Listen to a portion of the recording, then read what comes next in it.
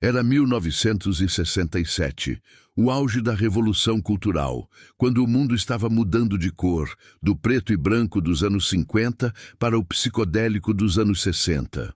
No centro desse turbilhão estava Dean Martin, um monólito de smoking em um mar de camisetas tie-dye e cabelos longos. Para a nova guarda de jornalistas, jovens, intelectuais e famintos por sangue, Dean representava tudo o que estava errado com o velho mundo: o materialismo, o machismo, a superficialidade e, claro, o álcool. Havia um repórter em particular, vamos chamá-lo de o crítico, um homem formado na Ivy League, armado com uma caneta que ele brandia como um bisturi, famoso por dissecar celebridades e expor suas fraquezas intelectuais. Ele não queria apenas entrevistar Dean Martin, ele queria desconstruí-lo. Ele queria provar ao mundo que por trás do sorriso de menino travesso e do copo de uísque não havia nada além de vácuo. Ele marcou a entrevista não para ouvir, mas para humilhar. Ele chegou à suíte de Dean no Hotel Sands com um ar de superioridade que preenchia a sala antes mesmo de ele se sentar. Dean, relaxado em um sofá de veludo, assistindo a uma corrida de cavalos na TV, parecia a presa perfeita, distraído, com um copo na mão e aquele olhar sonolento de quem não se importa com nada.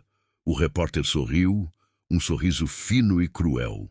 Ele tinha preparado perguntas armadilha, referências literárias obscuras e insultos velados sobre a dependência de Dean em relação a Jerry Lewis. Ele estava prestes a realizar o assassinato de caráter perfeito.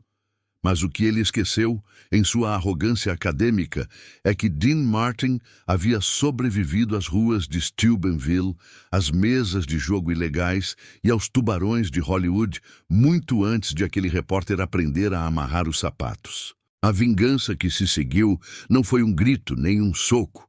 Foi uma obra-prima de inteligência disfarçada de ignorância, um movimento de judô psicológico tão sutil e devastador que, quando acabou, o repórter não apenas tinha perdido a matéria, mas tinha perdido a própria dignidade, e Dean nem sequer tinha levantado a voz ou derramado seu drink.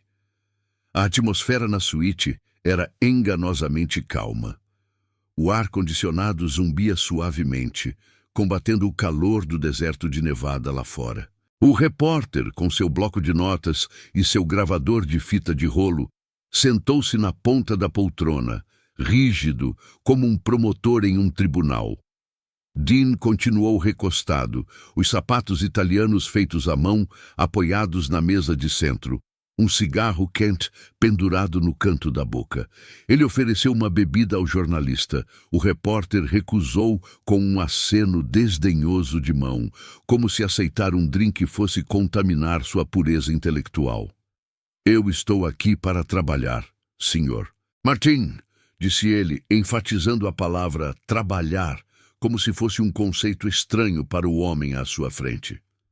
Dean apenas deu de ombros e tomou um gole do seu copo. A entrevista começou, e foi um massacre unilateral desde o primeiro minuto. O repórter não fazia perguntas. Ele fazia acusações com pontos de interrogação no final. Muitos críticos dizem que sua persona de bêbado é uma muleta para esconder a falta de alcance dramático. Você diria que o álcool é a única maneira de você suportar a mediocridade do seu material atual? O ataque foi direto, brutal. Qualquer outro artista teria expulsado o homem, ou caído na defensiva, gaguejando justificativas sobre vendas de discos e bilheteria. Dean não. Dean sorriu, aquele sorriso lento, preguiçoso, que desarmava exércitos. "Bem, garoto", disse Dean, sua voz um retumbar suave. "Eu não sei sobre alcance dramático. Eu só sei que o cheque não quica e o uísque desce redondo. Isso é alcance suficiente para mim." Ele piscou, interpretando o papel do bobo alegre que o repórter tanto esperava. O repórter, envaidecido, pressionou mais. Ele começou a usar palavras grandes, citando existencialistas franceses, comparando a alienação das músicas de Dean com a crise cultural da América. Ele estava tentando fazer Dean parecer um idiota analfabeto. Ele perguntou sobre a política externa, sobre a guerra no Vietnã, esperando uma gafe que pudesse estampar na manchete. Dean desviava de tudo com piadas simples, com trocadilhos sobre golfe e mulheres. Para o repórter, aquilo era a confirmação de sua tese. Dean Martin era um dinossauro estúpido. A humilhação atingiu o ápice quando o repórter tocou na ferida aberta. Jerry Lewis. Sem o gênio cômico de Lewis para carregá-lo, você não sente que está apenas vagando pelo palco, esperando que o público não perceba que você é apenas o homem sério sem uma piada. A sala ficou silenciosa. Até os assessores de Dean, que estavam no canto, prenderam a respiração. Isso era um insulto direto, cruel e desnecessário. Dean olhou para o copo. Ele girou o gelo, ou o que quer que estivesse lá dentro. Por um segundo, a máscara caiu. Os olhos de Dean, geralmente quentes e sonolentos, ficaram focados e frios como aço. Ele olhou para o repórter, não com raiva, mas com uma espécie de pena profunda. Mas então, a máscara voltou. Jerry é um gênio, com certeza, disse Dean suavemente. Eu só tentava não tropeçar nos sapatos dele. O repórter sorriu triunfante. Ele tinha a citação, ele tinha a rendição. Ele fechou o bloco de notas. Acho que tenho o que preciso, Sr. Martin. Obrigado pelo seu tempo, ou pelo que restou dele. Ele se levantou, pronto para sair e escrever o obituário da carreira de Dean. Foi então que a armadilha de Dean, montada pacientemente durante a última hora de estupidez, disparou. Ei, garoto! Dean chamou, sem se levantar. Antes de você ir, você esqueceu sua caneta. O repórter olhou. Sua caneta cara estava no bolso. Não, eu a tenho aqui. Não essa, disse Dean apontando para a mesa. Aquela com a qual você vai escrever a verdade. O repórter franziu a testa confuso. Como assim? Dean se levantou. Pela primeira vez na tarde, ele parecia alto, imponente. A embriaguez desapareceu completamente. Sua voz perdeu o arrastado e tornou-se nítida, precisa, articulada. Você veio aqui achando que estava caçando um urso no zoológico, disse Dean, caminhando calmamente até o repórter. Você achou que podia atirar amendoins e me ver dançar. Você usou palavras bonitas, citou Camus. Sim, eu li O Estrangeiro, embora prefira as histórias em quadrinhos, são mais honestas. E tentou me fazer parecer pequeno para que você pudesse se sentir grande. O queixo do repórter caiu. Dean Martin tinha acabado de citar Albert Camus. Dean continuou, encurralando o repórter não com ameaças, mas com a verdade. Você acha que isso aqui...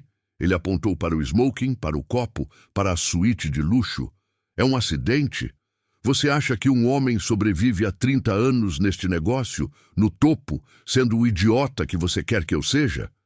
Garoto, ser o bêbado mais famoso do mundo exige mais sobriedade e disciplina do que você jamais precisará para escrever sua coluna de fofocas disfarçada de sociologia. O repórter tentou falar, mas Dean o cortou. Você queria saber se eu sou uma fraude. A resposta é sim. Eu sou. Eu interpreto um cara que não se importa. Mas a maior fraude nesta sala é você. Porque você acha que entende as pessoas, mas você só entende o seu próprio reflexo. Você não me ouviu. Você só ouviu o que queria para confirmar o que já tinha escrito na sua cabeça antes de entrar no avião. Dean chegou bem perto, invadindo o espaço pessoal do repórter, o cheiro de sua colônia cara, misturado com tabaco. Agora, aqui está a parte genial. Dean sussurrou, com um brilho malicioso nos olhos. Você vai sair daqui e vai escrever que eu sou um tolo. Você vai publicar que eu não entendi suas perguntas intelectuais. E sabe o que vai acontecer? O público vai me amar ainda mais. Porque eles odeiam caras como você, que acham que são melhores do que eles. E eles amam caras como eu, que fazem eles esquecerem de caras como você. Cada insulto que você escrever vai vender mais ingressos para o meu show hoje à noite. Você não é meu algoz, garoto. Você é meu relações públicas. E o melhor de tudo, você vai trabalhar de graça. Dean deu um tapinha no rosto do repórter, leve, paternal e totalmente humilhante. Agora, saia da minha suíte. O cavalo número 4 está prestes a correr e eu tenho dinheiro nele. E leve essa arrogância com você. Ela mancha o carpete. O repórter saiu da suíte atordoado. Ele estava pálido. Ele desceu pelo elevador dourado do Sands, sentindo-se como se tivesse sido atropelado por um caminhão fantasma. Ele tentou escrever a matéria. Ele tentou ser mordaz. Mas as palavras de Dean ecoavam em sua cabeça. Você é meu relações públicas. Ele percebeu que Dean estava certo. Se ele o atacasse como um intelectual snob, Dean sairia como o herói do homem comum. Se ele elogiasse a inteligência oculta de Dean, ele admitiria que foi enganado e que sua premissa inicial estava errada. Dean Martin o havia colocado em um xeque-mate lógico. Não havia como o repórter vencer. A matéria foi publicada semanas depois. Foi um texto morno, confuso, sem o veneno habitual. O repórter não conseguiu destruir o mito porque o mito o havia desmontado primeiro. Ele nunca mais entrevistou Dean Martin. Anos depois, dizem que esse repórter abandonou o jornalismo de celebridades e foi dar aulas de literatura em uma faculdade pequena no meio-oeste, longe dos holofotes e dos olhos semicerrados que viam tudo. Naquela noite, depois que o repórter saiu, Dean voltou para o sofá. Ele não comemorou. Ele não ligou para Frank para se gabar de como tinha destruído o garoto da Ivy League. Ele apenas suspirou, cansado da necessidade constante do mundo de complicar o que era simples. Ele olhou para a TV, viu que seu cavalo tinha perdido e riu sozinho. Ele tomou um gole de seu copo, que naquela hora específica talvez tivesse um pouco de uísque de verdade, e murmurou para si mesmo: todo mundo quer ser o rei, até descobrirem o peso da coroa. A vingança de Dean Martin foi genial, porque foi invisível para o público.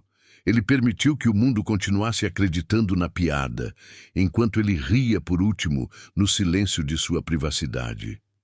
Ele provou que a verdadeira inteligência não é gritar o quanto você sabe, mas saber exatamente quando se fingir de tolo para desarmar um inimigo. O repórter queria expor Dean Martin, mas acabou sendo exposto a si mesmo. E para um homem vaidoso, não há ferida mais profunda ou cicatriz mais duradoura do que olhar no espelho e ver que o bobo da corte era, na verdade, o rei o tempo todo.